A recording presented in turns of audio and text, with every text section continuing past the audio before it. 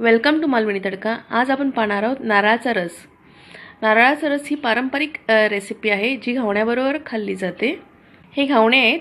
घावण्याची recipe मी आधीच्या व्हिडिओमध्ये दाखवलेली आहे।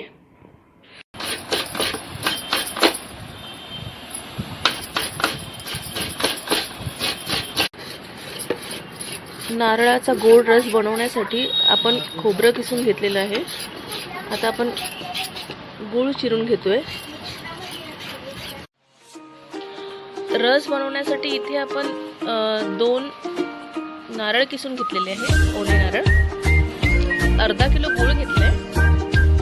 त्यानंतर इथे हे जिरे घेतलेले आहे 2 चमचे। 2 चमचे खसखस घेतलेले आहे।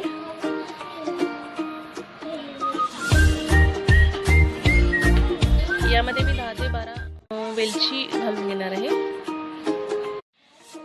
हे सर्व मिश्रण मी मिक्सर मध्ये वाटून घेणार आहे, थोडंसं पाणी घालून। थोडी हळद घालायची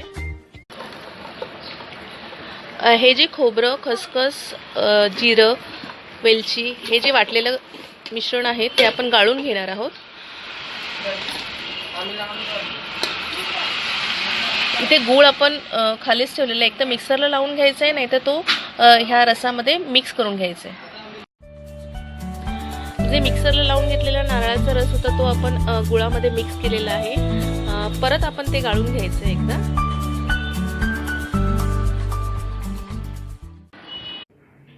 नारळाचा रस ही रेसिपी जर तुम्हाला आवडली असेल तर लाईक करा, शेअर करा। जर तुम्ही अजून आमच्या चॅनलला सबस्क्राईब केलं नसेल तर चॅनलला सबस्क्राईब करा। थँक्यू।